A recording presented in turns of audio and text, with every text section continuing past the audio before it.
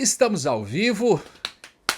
Não estamos ao vivo porque é gravado. Hoje nós iremos falar sobre pare de tratar as exceções como regra e acreditar que elas ainda são exceções. Márcio Siqueira aqui para nosso papo terapêutico de hoje. Quero fazer um acordo com você. Se o que você está acompanhando nesse canal está fazendo sentido para você, está te ajudando, eu faço um acordo com você.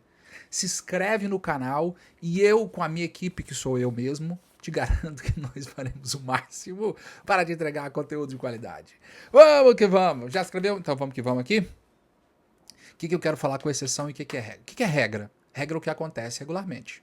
Se você vai à academia todos os dias, é uma regra. Se você vai à academia 5 vezes por semana, é uma regra. Se você vai à igreja uma vez por semana, é uma regra. Você tem ali aquela regra. A regra é a frequência com a qual você definiu que aquilo vai acontecer. Pode ser regra aquilo que você faz uma vez por mês, mas é a frequência que você estabeleceu de que você faria aquele comportamento, aquele determinado comportamento. E tá tudo bem, porque foi aquilo que você estipulou para aquela questão. Agora, se você diz assim, vou comer doce, sobremesa só no final de semana. Essa é a sua regra, tá bom? E aí você diz, como o Natal caiu numa quarta-feira, eu vou abrir uma exceção para essa regra. E a exceção que eu vou abrir para essa regra é comer na quarta-feira. Beleza, você comeu no Natal. É uma exceção? É uma exceção. A regra é comer só o final de semana. A exceção é você comer naquele dia, porque era o Natal. Tudo bem, mas aí você come agora quarta, quinta, sexta, então já não é mais exceção. Então isso é uma regra. A regra é você comer doce, sobremesa, todos os dias. A exceção são os dias que você não come. Você estipulou uma coisa, você fez um projeto, um plano, você estava aqui, você disse que ia para cá, só que você está indo para cá. Então, quando você trata isso e mentalmente você diz, não, eu não bebo com as refeições, eu não bebo álcool, não, eu só bebo só socialmente, numa festa e tal. Mas se você está bebendo todo final de semana, se você está bebendo toda semana, todo dia, então isso não é uma exceção, isso é uma regra. Porque a gente se ilude com isso. A gente se ilude com isso. Não, eu não gasto dinheiro com besteira. A não ser no final de semana que eu peço um Uber. Um Uber não. É um Uber Eats. Pode ser também. Aquele de comida. O iFood. Eu peço um iFood. Aí depois você percebe que você não pede iFood só no final de semana. Porque durante a semana também, você não pede um iFood, mas você passa naquela pastelaria. Você come aquele churrasquinho. Então não é exceção. Isso é regra. Isso é regra. Essa ilusão de que nós estamos vivendo segundo as nossas regras é o que nos destrói. Porque enquanto eu alimento essa ilusão e não sou sincero comigo mesmo, o que é sincero, né? Uma vertente da interpretação da palavra sincero, que não é etimologicamente correta, mas é a ideia de que quando as pessoas iam vender as estátuas de obra de arte, eles colocavam cera para esconder as imperfeições. E aí, quando vinha o sol, derretia aquela cera. Então, quando o indivíduo ia vender uma estátua, ele dizia sincero, ou seja, sem cera. E o indivíduo sincero, nesse sentido, seria esse indivíduo que está exposto, que ele não está maquiando. E de todas as pessoas que nós podemos enganar, a pior somos nós mesmos. Quando nós nos enganamos, aí é terrível. Terrível. Recentemente eu joguei um jogo chamado O Impostor. É um jogo em que tem um grupo de pessoas e entre eles tem 2 impostores. Só que o impostor não sabe que é o impostor. Então, o impostor, ele engana os outros porque ele engana a si mesmo. Quando nós chegamos a esse ponto de sermos esse indivíduo, esse impostor, em que nós negamos essa realidade, aí agora a gente vive dessa maneira. Então, tudo bem, você fala. Você já viu aqueles vídeos daquele médico que trata pessoas assim com obesidade mórbida? Eu não lembro o nome dele. E aí ele vai dizer, o que é que você come? Aí a pessoa diz, eu só como salada e tal. Ele fala, bom, com o seu corpo, então você deve comer pelo menos uns 30 quilos de salada. Por quê? Porque uma pessoa que só come salada está pesando 300 quilos. Tem alguma coisa muito estranha aí. Muito estranho. Olha, tudo bem, o boi só come salada, olha o tamanho do boi. O elefante só come salada, olha o tamanho do elefante. Mas quando o boi começa a comer de manhã e só para de noite, nem de noite tá lá remoendo, o elefante sai doido, come. Então assim, se comer uns 30 quilos de salada por dia, talvez pode ser que realmente seja salada. Mas quando a gente entra nesse processo de autoilusão, é muito terrível. É muito terrível. A pior ilusão é a autoilusão. Eu não conheço uma pessoa que morreu porque tomou cachaça. Ele teve cirrose. Por quê? Botou a cachaça, bebeu. Cirrose. Nunca ouvi falar. Quem é o indivíduo que normalmente vai ter essa cirrose? É o indivíduo que não bebe uma vez. Não é a exceção que matou ele, foi a regra. Todo final de semana, todo dia sim, dia não, todo dia, 2 vezes no dia, 3 vezes no dia. A regra. O que nos mata normalmente é a regra, não é a exceção. Claro, você pode ir subir uma montanha uma vez e a vez você subiu na montanha e você morreu. Beleza, acontece. Morreu na exceção. Mas em via de regra, o que nos mata não é exceção. É aquela comida, aquela falta de exercício físico. O que destrói nossa vida financeira normalmente não é um evento, não é uma exceção. Não, é que eu fiquei doente em 94 e aí perdi o meu dinheiro e nunca mais consegui nada. Pode acontecer? Pode acontecer, mas normalmente são as pequenas rachaduras que tendem a afundar os grandes navios. Eu não sei se é verdade, é uma frase que eu inventei aqui só para exemplificar o que eu estou querendo dizer. Mas são essas exceções que a gente vai tratando, vai deixar, assim, no positivo a gente trata a exceção como regra. No positivo. Então eu vou na academia uma vez por semana e pergunto, você malha? Não, malha todo dia. Você lê? Leio sempre. Você sai com sua família? Sempre eu saio com minha família. Direto eu saio com minha família. Só que são exceções e que você acredita que são regra. Porque eu ler sempre dessa pessoa, ele não sabe nem qual foi o último livro que ele leu. Mas você pergunta, não, eu leio sempre, leio direto, eu tô lendo. Não está sendo sincero consigo mesmo. Porque é uma exceção, só que ele está tratando como regra. E os pontos negativos, aí a gente pega o que é regra e fala: não, isso é uma exceção na minha vida. Não, eu quase não gasto com besteira. Não, eu quase não como açúcar. Não, eu quase não falto no culto da igreja. Não, assim, toda aula eu tô lá prestando atenção no que o professor está falando. É verdade mesmo isso? Ou isso é uma exceção, ou aliás, isso é uma regra, e que você na sua cabeça está se iludindo de que isso seja uma exceção. Já pensou sobre isso? Quais são as exceções que se tornaram regra na sua vida e que estão drenando a sua saúde mental? Quais são as exceções que você permitiu que se tornassem regra na sua vida e estão destruindo os seus relacionamentos? Quais são as exceções na sua saúde que você permitiu ao ponto de se tornar regra e agora está destruindo a sua saúde? Quais são as suas exceções que você permitiu que se tornassem regra e agora estão simplesmente destruindo a sua vida?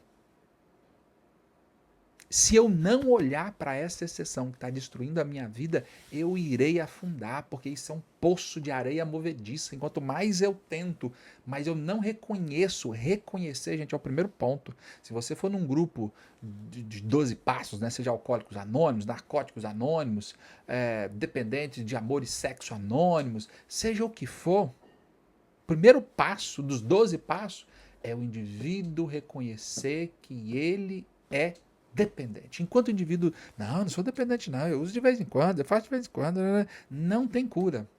Só tem cura para o indivíduo que reconhece, que diz, não, realmente, eu preciso de ajuda, realmente, enquanto não tem esse momento que você estala e dá uma eureka, não vai, não vai, você não consegue sair do lugar. Até você ter esse estalo e reconhecer que você está onde você está, você não vai sair daí. Você só pode melhorar o seu casamento quando você tem essa consciência. Meu casamento está ruim.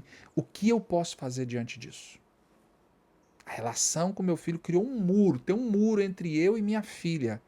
O que eu posso fazer para quebrar esse muro? Minha vida financeira está um caos.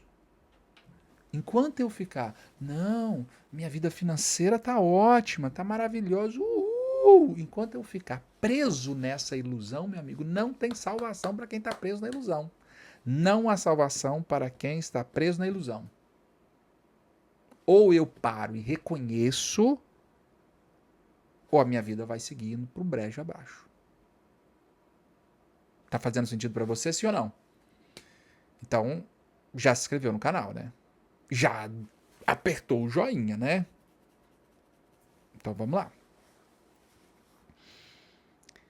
Por exemplo, a gente precisa reconhecer a verdade na qual a gente está inserido. Vou te dar um exemplo. Ficou até parecendo de DJ. Vou te dar um exemplo. Deixa eu tomar uma água.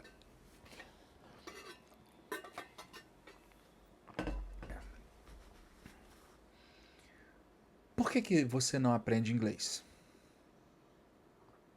Tem vários motivos. Mas sabe qual é o principal motivo? Porque você não quer.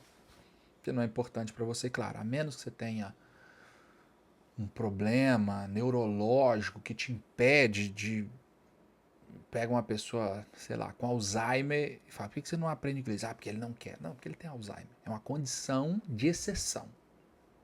Mas na regra, nós não aprendemos. Por que eu não falo chinês? Porque eu não quero.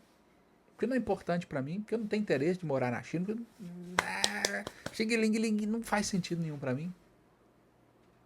Não faz sentido. Tá? Mas eu posso dizer, não, eu não aprendo chinês porque é muito difícil. Se alguém falasse assim, olha, seu filho tem uma doença terrível e dentro de 6 meses ou você aprende chinês ou seu filho vai morrer. Eu duvido se eu não aprendo chinês. Por quê? Porque agora eu tenho um motivo real para que eu queira aprender chinês. Esse é o mesmo motivo do porquê que eu não toco um instrumento, esse é o mesmo motivo do porquê várias coisas da nossa vida acontecem dentro dessa lógica. Mas se eu ficar me iludindo, não, é porque eu não tenho tempo. Gente, para as coisas que são prioridade na nossa vida, a gente encontra tempo.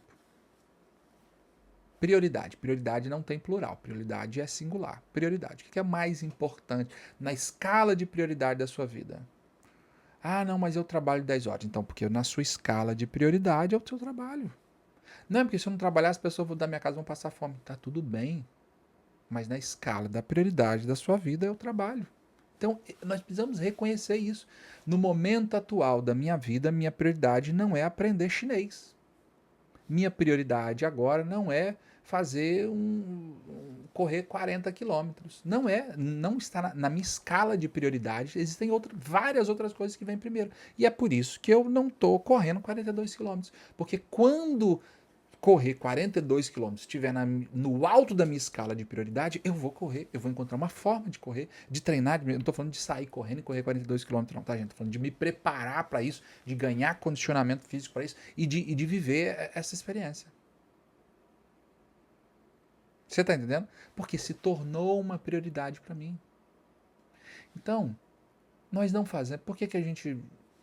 várias coisas na vida. Por que a gente não faz? Porque nós não queremos. Porque nós não passamos mais tempo com os filhos? Porque nós entendemos que é mais importante dormir à tarde do que estar com os filhos. Eu não estou dizendo para você o que é mais importante, o que não é mais importante. Eu não estou entrando nessa discussão. Mas naquele momento você pode dizer, não, eu estou muito cansado, eu preciso de dormir. E está tudo bem. Naquele momento você concluiu que que é mais importante para você dormir do que estar com eles. Ou seja, minha prioridade agora é dormir. Minha prioridade agora não é estar com meus filhos. Mas eu não posso viver na ilusão. Eu não devo viver na ilusão. Porque se eu viver preso na ilusão, quem vai me tirar de uma prisão que eu mesmo construí? Muito da nossa vida não acontece porque nós não queremos. Ou temos a vida que temos porque é a vida que nós aceitamos. Estamos exatamente onde nós queremos estar. Porque sair desse lugar tem um preço. Será que vale a pena sair desse lugar? Aí é você que precisa responder a pergunta. Permanecer no lugar também tem um preço. Você precisa olhar para isso e se questionar se você está disposto a pagar o ingresso. Se você está disposto a pagar o ingresso, vá ao show. Agora, não dá para você não pagar o ingresso, depois reclamar, mas eu não fui no show, o show está acontecendo. Mas você não quis pagar o ingresso, meu filho. Aí você tem que decidir se você quer pagar o ingresso e ir no show, ou você não quer pagar o ingresso e não ir no show. Nem que você parcele em 20 vezes o ingresso.